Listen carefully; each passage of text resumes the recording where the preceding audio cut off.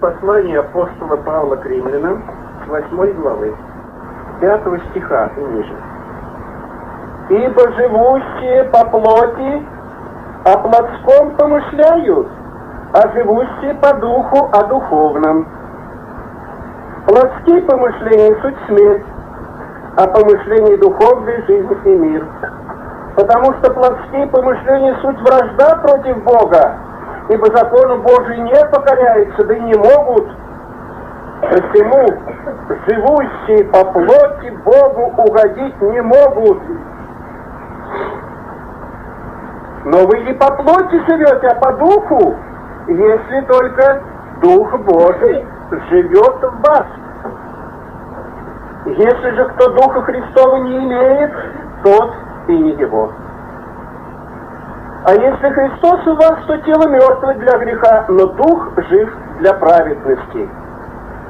Если же Дух того, кто воскресил из мертвых Иисуса, живет в вас, то воскресивший Христа из мертвых оживит и ваши смертные тела Духом Святым, Духом Своим, живущим в вас. Итак, братья, мы не должники плоти, чтобы жить по плоти, ибо если живете по плоти, то умрете, а если Духом умерщвляете дела плотские, то живы будете, ибо все водимые Духом Божьим суть сыны Божьи».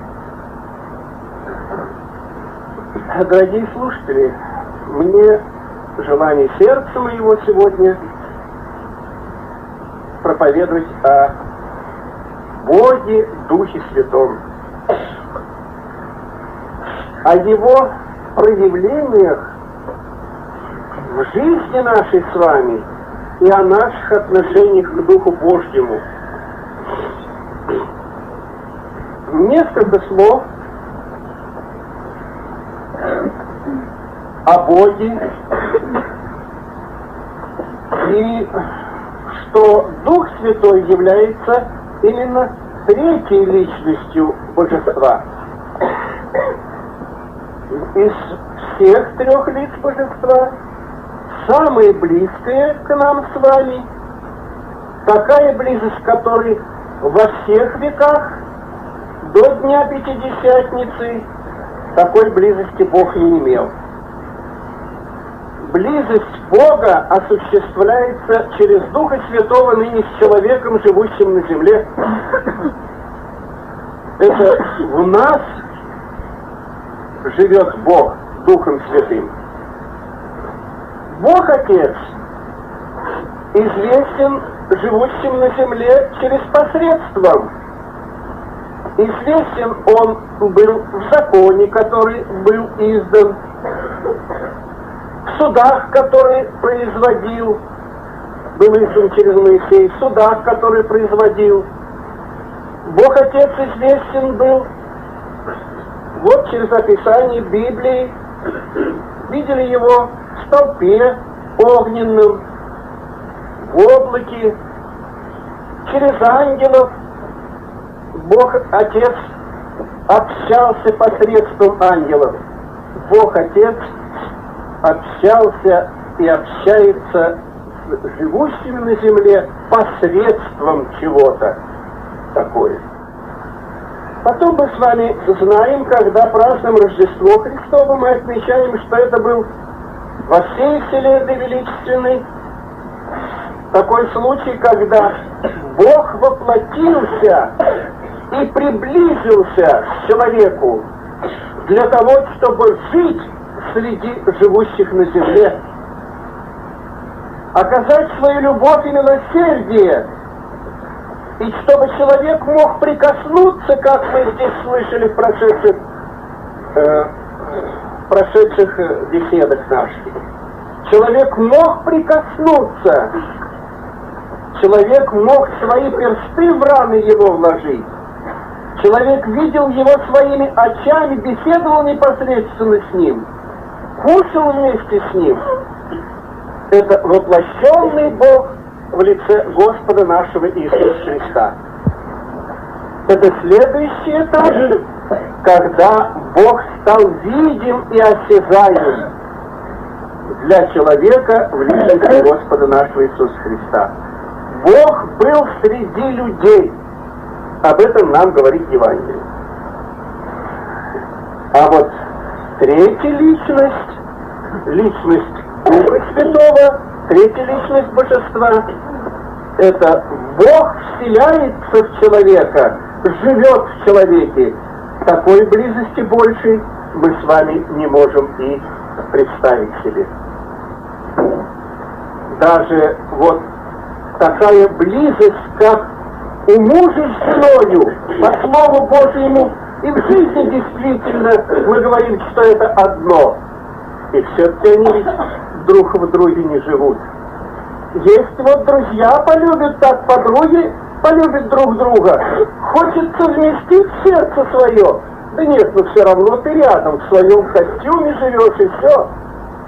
Чувства твои, а чувства-то хочется именно в сердце вместить. Вот это только принадлежит Духу Святому. Когда мы хотим возлюбившего нас и возлюбленного нашего Господа иметь в себе, это осуществление, самое высшее осуществление любви, в себе иметь его, не рядом, не обнимать его, не пользоваться его теплотой, а в себе его иметь.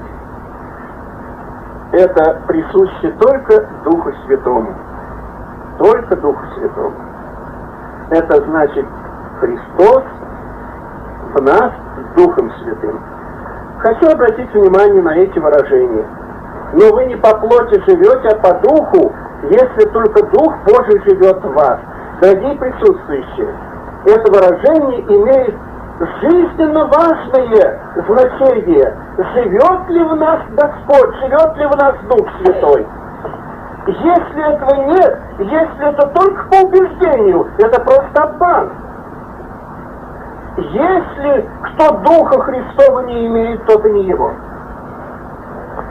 Поэтому вопрос от сегодня очень важен, начиная с тех вот самых маленьких, которые понимают, что такое жизнь верующего, жизни христианина, и до самого старенького, очень важно определить, живет ли в тебе Дух Святой, живет ли в тебе Дух Божий или не живет. От этого зависит, чей ты, Божий ты или чей уж ты сам определи. Если Дух Божий в тебе не живет, если он не находится, то чей ты? Кто Духа Христова не имеет, тот и не его. И если ты не его, тогда чей ты? Почему это определить? Живет ли во мне, пребывает ли во мне Дух Христов или нет? Это вот как раз предыдущее выражение нам говорит. Как вы живете? Если вы по плоти живете, то ваш Дух Божий не живет. Тот, в ком Дух Божий, тот не может жить по плоти, тот живет по Духу. А если он живет по Духу, у него и плоды этой жизни, у него и его жизнь свидетельствует, что в нем живет Дух Божий. А жизнь по плоти, как мы с вами говорим, жизнь по плоти — это смерть. Она только смерть, жизнь по плоти. Почему для нас это с вами важно? Потому что жизнь религиозного человека может быть очень благочестивой жизнью. И мы иногда так увлекаемся, и мы заслуженно почитаем такого благочестивого человека. Но он это благочестие может религиозной выучкой достигнуть. Как мне приходилось встречаться с духовниками, которые в монастырской стене по 14 лет пребывали. И мы с ними вместе называли братом друг с другом. А когда испытания коснулись у одной тюремной баланды, оказалось, что вся его выучка монастырская ни к чему. Вся жизнь его была жизнью по плоти. Первые, самые серьезные испытания обнаружили в том, что в нем нет Духа Христова. И все остальное, все его приятные манеры, все его здания, все это ничто, и он сам согласился. Сам согласился. Я сказал ему, вот здесь ты только определил, что все твои знания, что духовная академия, что 14-летнее пребывание в монастыре тебе не дали для жизни вечной ничего. Ты прекрасный сейчас духовник. Ты хороший, прекрасный, и монах хороший, ты, и даже старший монах. Но ты не имеешь жизни вечной в тебе пребывающей, ты Дух Христова не имеешь. Поэтому очень важно, чтобы каждый здесь из верующих, называющих себя христианинами, чтобы не был спокойным до тех пор, пока не определил, что действительно Дух Божий живет во мне. Это очень важно, дорогие. По Духу Божьему мы определяем, чьи мы. Поэтому это не отвлеченная личность. Это не то, что рисует нам там глазочек вот нарисованный. Нет, не это Дух Святой, а это Дух Христов, живущий в нас. Это Христос, пребывающий в нас и творящий свою жизнь в нас. Если этой жизни нет, мы мертвы тогда. Мы живем просто убеждениями, выучкой живем, и это при испытаниях обнаружится. Особенно при встрече с Господом нашим Иисусом Христом. Почему? Я дальше скажу. Сейчас мы на таких двух положениях остановимся. Отношение Духа Божьего к человеку и отношение человека к Духу Божьему. Это именно очень важно, жизненно важно. Вот мы сейчас с вами анализу подвергнем положение таково. Жизненно необходимые отношения Духа Святого к человеку. В чем они заключаются? Жизненно необходимые. Ну, прежде всего, действие Духа Божьего пока еще вокруг нас, среди нас. Через проповедь, через благочестивую жизнь, через молитву верующих людей, пока еще человека не обращенного к Господу, пока еще он не является новой тварью. Что делает Дух Божий? Первая его работа и первое его жизненно необходимое спасительное отношение к нам – это пробуждение человека, обличение его во грехах и потом покаяние. Есть некоторые очень обманываются в своей жизни, торгуются со своим спасением и так очень обманчиво относятся к голосу Духа Святого. Когда он через маму, через проповедника, через близких говорит и свидетельствует, тебе надо покаяться, тебе надо обратиться к Господу. Эта душа отодвигает время своего покаяния на годы, может быть, на месяцы, в крайнем случае хоть на один день. Это очень опасное состояние, когда мы так несправедливо относимся к голосу Духа Святого. Дорогие мои, пробудится человек, мертвый по грехам, грешник, не может без Духа Святого. Сознание ему как бы не говорилось, что он грешен. Он может плакать от своих грешных поступков. Но дело пробуждения — это не дело сознания, а это дело сердца. Сердце пробуждается. И это делает только Дух Божий. И когда Дух Божий стучит и пробуждает твое сердце, это первая милость твоя, дорогая душа. Смотри, не отвергни его. Многие тысячи душ в этот момент отвергли его и остались без спасения, на веки веков без спасения. Пробуждает, это значит обличает. Это одновременно обличает тебя во грехе и зовет тебя к покаянию. Это называется пробуждение. Хочу обратить внимание здесь всех на покаяние, чтобы у нас правильное было отношение. Матерей и отцов хочу обратить внимание, когда вы наблюдаете за вашими детьми. Проповедников и пресвитеров, служителей, обратите внимание на покаяние. Есть ли покаяние и самих деток? Есть ли покаяние у них? Почему я на это обращаю внимание?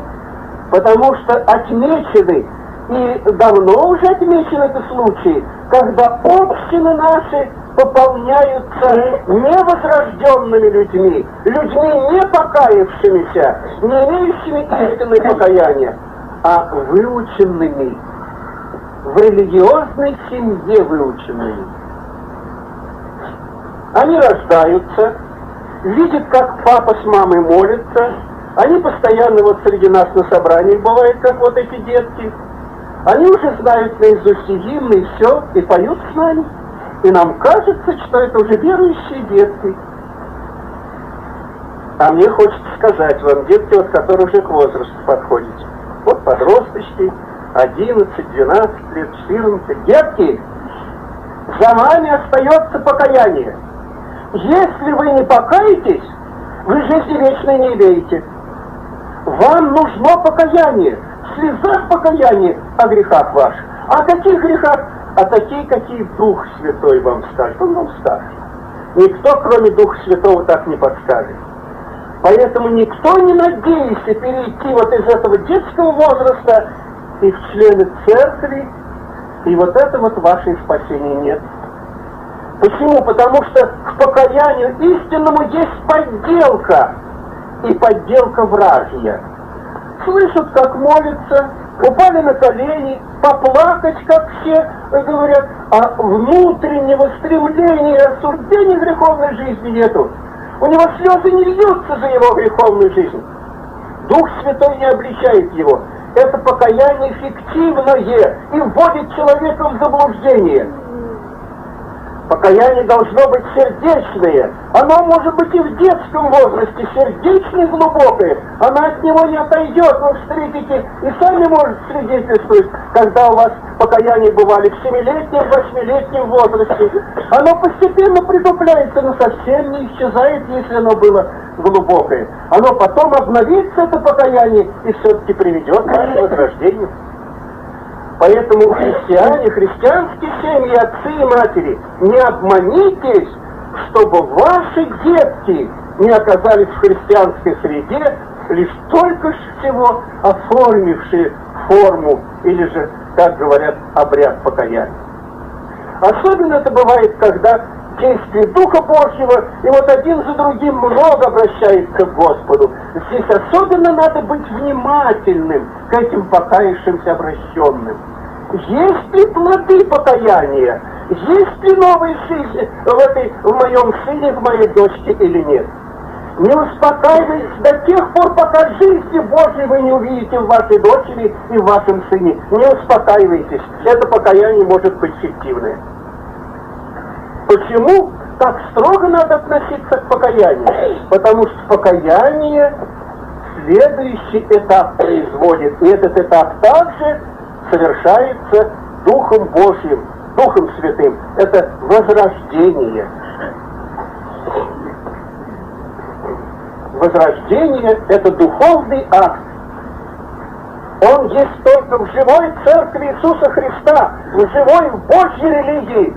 Никакие религии мира, как бы они красиво не были обставлены, как бы они обряды свои, как бы они литургии свои не исполняли, если они достигают в душе человека возрождения, и если факт возрождения не является самым главным у них, эта религия ведет к заблуждению. Вы смело можете отказаться от ней, она вас в заблуждении будет держать, годы будет держать. Мне сегодня пришлось со старенькой старушкой беседовать, которая рассказала, как она обратилась к православию уже почти к 70 годам. Она жизнь себя ощутила только тогда, когда она истинно покаялась и получила возрождение, и Бог с нее перену снял. Она была привязана к своим обрядам.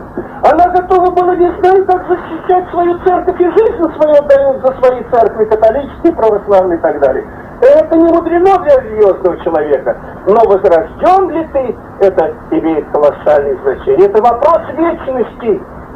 И часто он решается очень трагично. Вопрос этот затронул Христос впервые здесь. И для нас оставил, вы знаете, в беседе его с Никодимом. С Никодимом. Никодим это был сугубо религиозный человек. Это был очень авторитетный человек. Между фарисеями он был, старший был среди них. Смотрите его духовное состояние. Он приходит к Иисусу и говорит: мы знаем, что ты учитель, не просто религиозный учитель, а от Бога шел. И доказывает ему, и шел от Бога, потому что такие дела, которые ты творишь, никто на земле не может совершать. Настолько было у него правильное убеждение и понятие о Господе Иисусе Христе. И все-таки Иисус взглянул в его сердечные тайники и посмотрел ему: тебе надо родиться свыше. Рожденный от плоти плоть, мы уже слышали сегодня, как бы ни подхорашивал, как бы ни воспитывался, в каком бы ты религиозном духе ни рассчитывался, но в тебе пробудится твой плотской дефиоз, и когда-то он покажет себя. Результатами вот такого, я скажу, религиозного обмана нам приходится встречаться теперь, вот беседуя с людьми, с христианами, которые открывают свои грехи. И открывает грехи свои, поднимает историю, говорит: с 8 лет я грешила этим грехом, а теперь он настиг меня, я уже крещение приняла. Вот история греха. Этот дефиоз был. Почему? Потому что там не Христос вселился в сердце ее. Может ли Христос вселиться с Духом Святым, позволить и допустить какой-то грех? Этого никак не может быть. Это может быть ошибка, но не систематический грех без страха Божьего. Там, где нет Духа Святого, там и нет страха Божьего.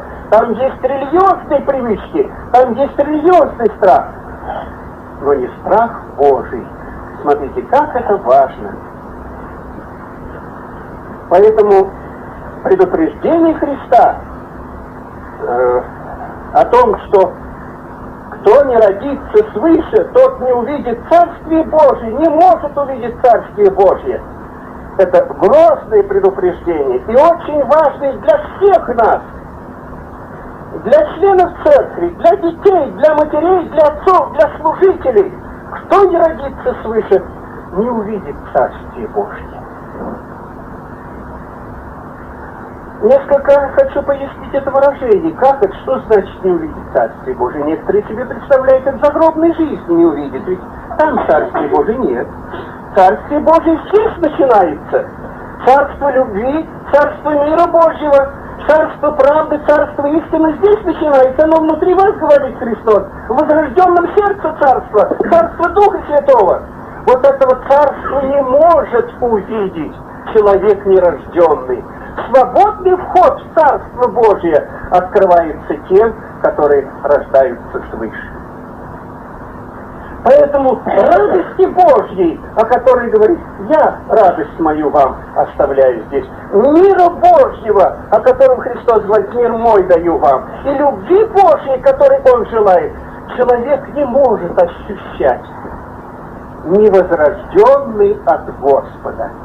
Он может подражать благочестивым людям, он может быть внешне благочестивым, он может отстаивать свою веру, да вплоть до того, что и жизнь свою отдавать. Но он Царство Божие не увидит. Он его здесь не увидит, Царство Божие, он не увидит его и там в вечности при встрече с Господом. Поэтому очень важно. Я хочу обратить внимание, какие искушения здесь, в этом акте возрождения.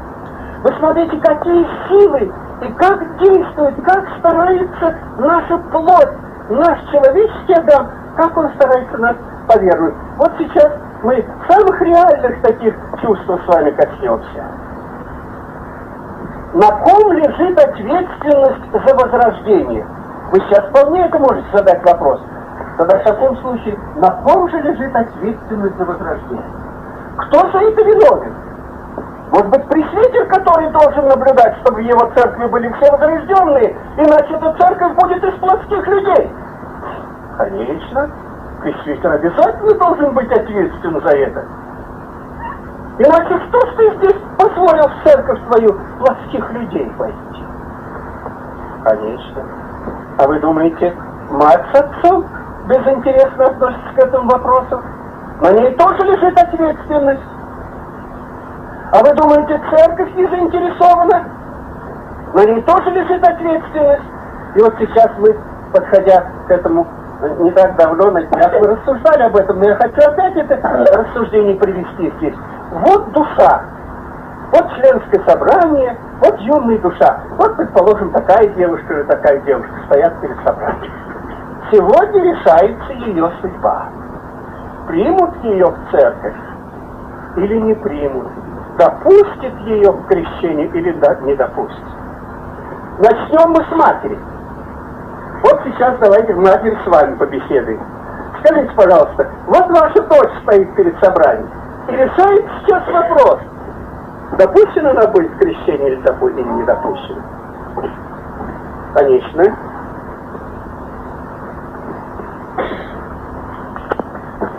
Первый вопрос, первый, что в церкви, члены церкви, внимание всем, первый вопрос, что должно убедиться в этой душе, рождена она свыше или не рождена. Если мы этого вопроса не разрешим, мы можем общину создать, как я уже сказал, набор всяких людей и плотских людей, и плоть там будет действовать в церкви, а не Дух Божий. Это не дом Божий будет, это не дом духовный, а дом плотской будет. И вы с такими общинами можете встречаться. Потому что там преобладает жизнь по плоти. И вот вам мама смотрит, доченька ее стоит. Скажите, пожалуйста, какое первое чувство у нее, у матери? Вот матери, вы, наверное, и отцы, вы, наверное, переживали, когда ваших детей принимали в церковь? Что у вас первое? Ой, хоть бы приняли. Хоть бы приняли ее.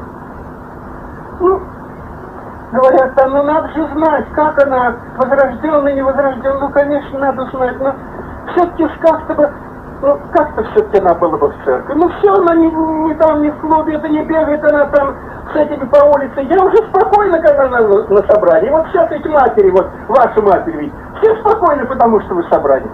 Конечно, это матерей. Значит, дочери ихние, сыновья ихних собраний, конечно, очень желательно.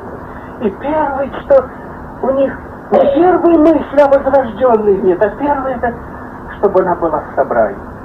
И я скажу, что немногие матери, немногие заглядывают глубоко и говорят: братья и сестры, давайте вместе с вами и в глубину заглянем моей дочери. Рожденные она свыше нет. Таких, я скажу, немного.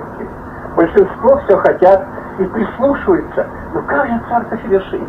Как же церковь решит? Будет она принята или нет? Это очень решительный момент, да? И отцы, и матери. И здесь иногда мы допускаем не действие Духа Святого, а наше желание, плотские желания. И вот какая-нибудь там встает сестра и говорит: да я, Надя, твою знаю, что-то у нее поведение-то такие плотские. У матери уже обида. Не прислушаться к ней. А почему ты заметила спросить? А сразу обида. Сразу же, как это такое, ты против моей дочери? И ты не хочешь, чтобы моя дочь была в собрании? Не хочешь в церкви? Вот здесь впадают наши матери иногда. Наши матери впадают. И нередки случаи, нередки, говорю, здесь все, молодые кирпичи, такие цветущие, сейчас в церковь исполняются. 5, 10, 15 человек, иногда к крещению выходит 20 человек, им букеты несут. Все поглощено этой радостью. Сколько сегодня у нас принято в церковь? Брат-пресвитер, а ты убежден в этом, ты в Духе Святом имеешь удостоверение, что тех, которых ты принял и не воспрепятствовал, все нерожденные слышат? А если среди них окажется плотские, а только лишь религиозно подкрашенные люди, ведь тебе придется отвечать, и когда она в вечности определит, что она не войдет в Царствие Божие, тебе придется отвечать за это, что ты не вник в нее жизнь и позволил оказаться ей членом общины, не скрыл ее сущность. А теперь войдите вы в сердце пресвитера. Вот он сидит, он хоть и проводит это, а сердечко ёкает. Как хочется, чтобы были членами моей церкви, но чтобы у меня больше было и здесь сидело. Ведь это, кажется, законные чувства. А чувство может быть неглубоко проникнутые. Братья-служители, на вас лежит ответственность. каких вы пропускаете в члены церкви, возрожденные они, или же они обманутые на веки веков останутся, будучи невозрожденными? Я хочу обратиться к членам церкви. А вот когда вы смотрите, и перед вами стоит цельная группа людей, вот старенькая здесь стоит, вот пожилой мужчина, вот юноша, а вот девица.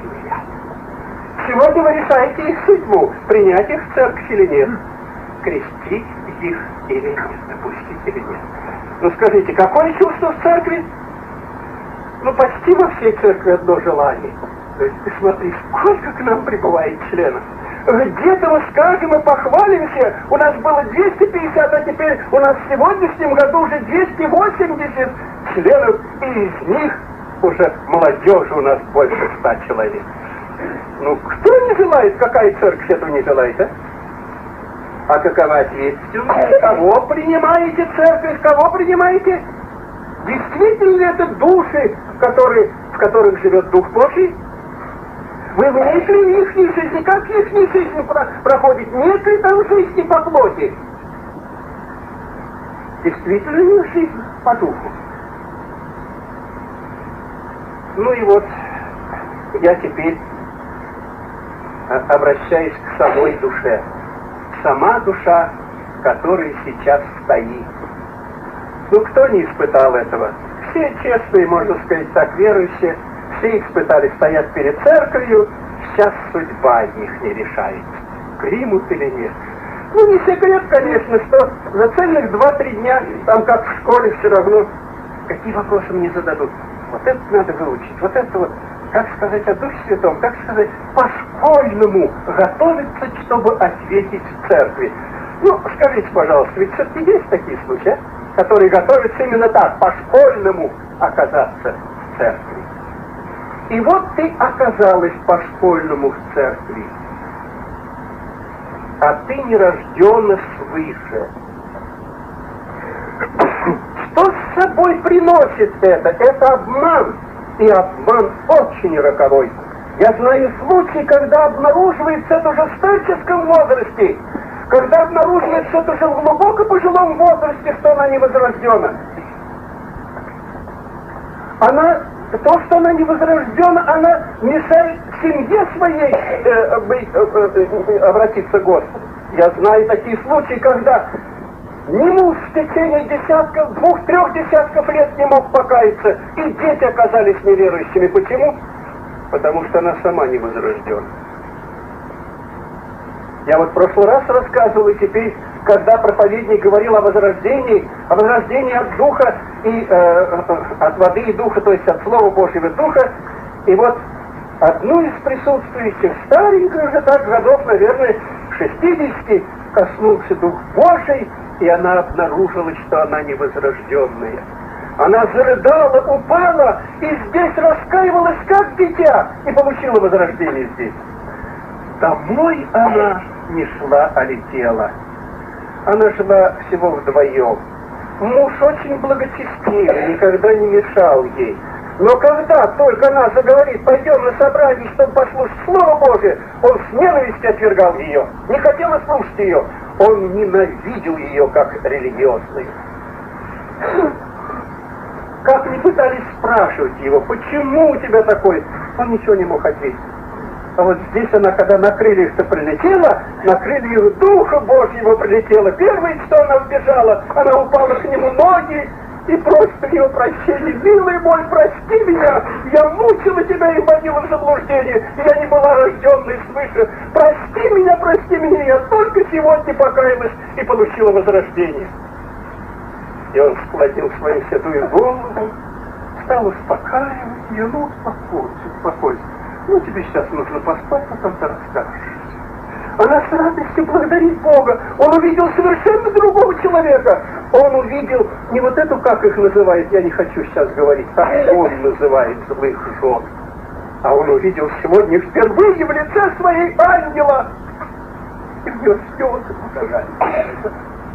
Через короткое время он тоже покаялся, обратился к Господу, стал ревностным членом церкви, и они закончили жизнь свою членами Церкви Иисуса Христа.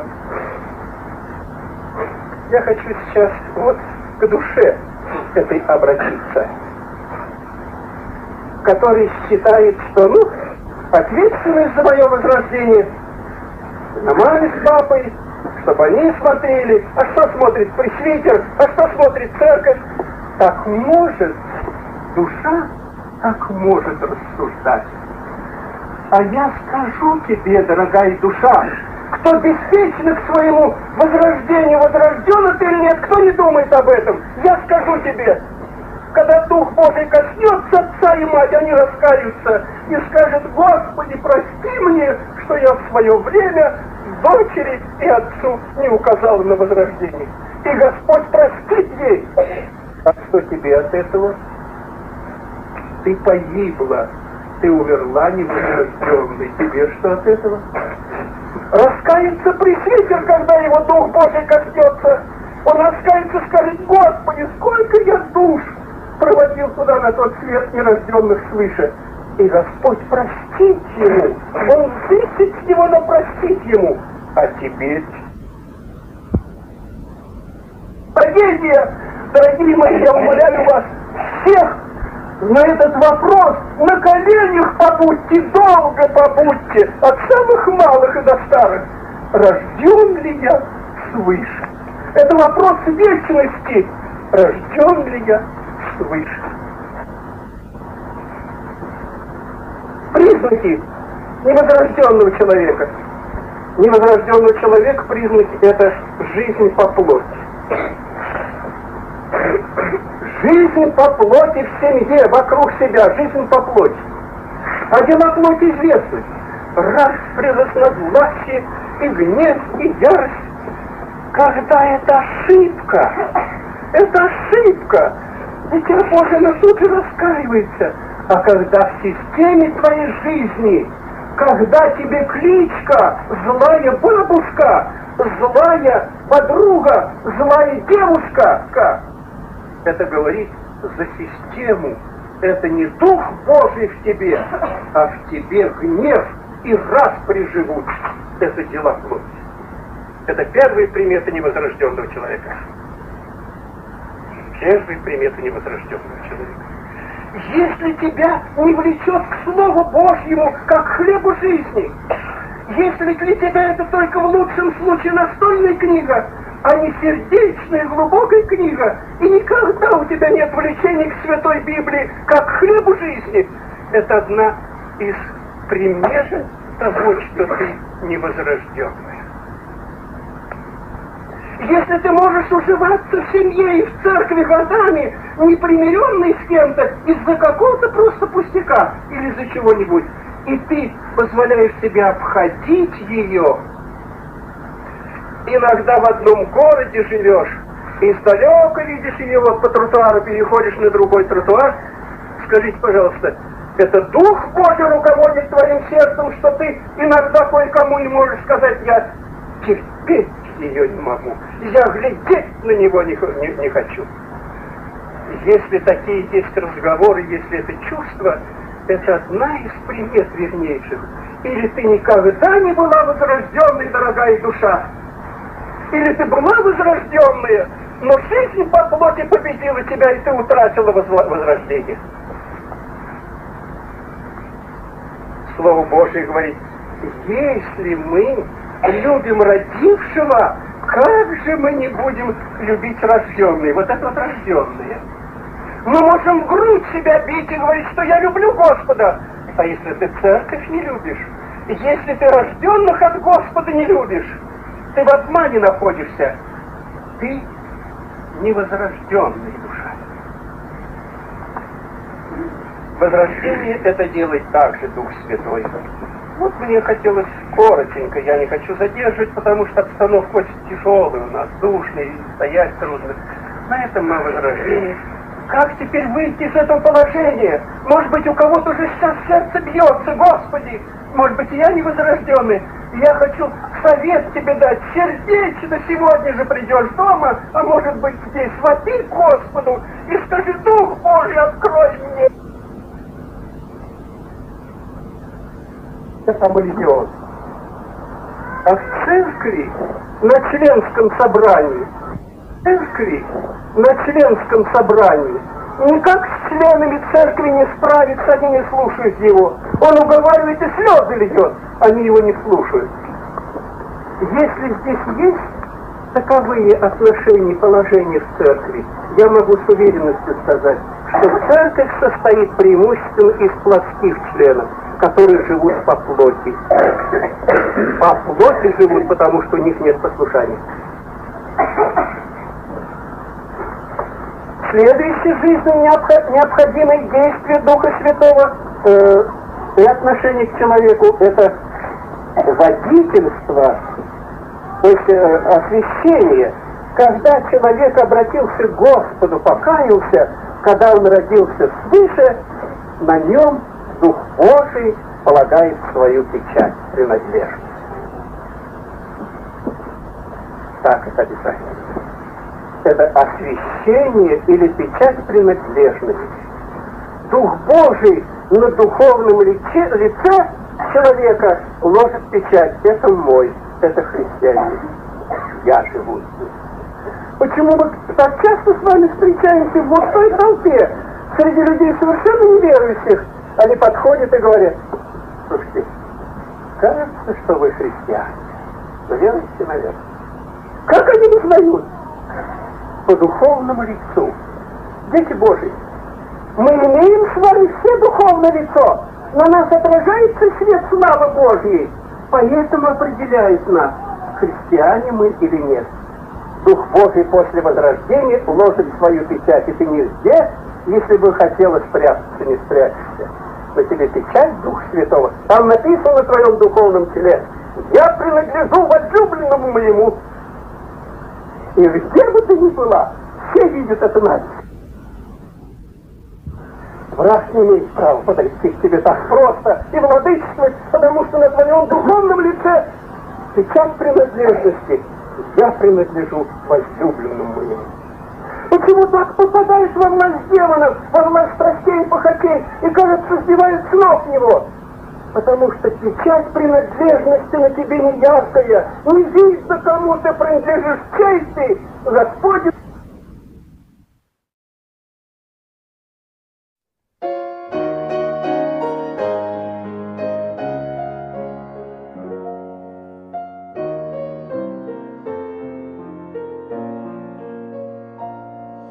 Сегодня время есть все взвесить, подумать, подвести итог,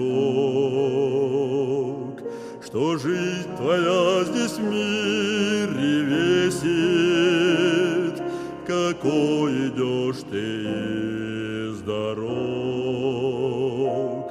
Есть в жизни только две дороги, и третий в мире не найдешь.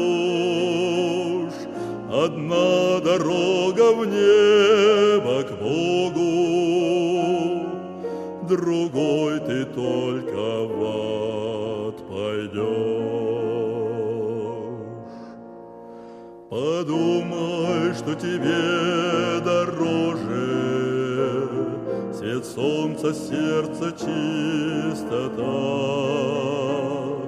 А может, жизнь с грехом и ложью, где мрак, обман и пустота. Есть в жизни только две дороги, и третьей в мире не найдешь. Одна дорога в небо к Богу, другой ты только в ад пойдешь.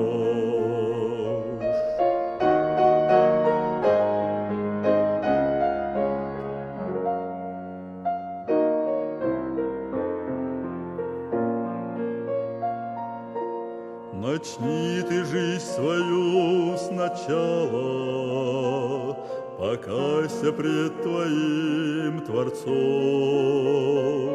Твоя душа с ним повстречалась, не оставляй же нас том. Есть в жизни только две дороги, и третьей в мире не найдешь. Одна дорога в небо к Богу, другой ты только в ад.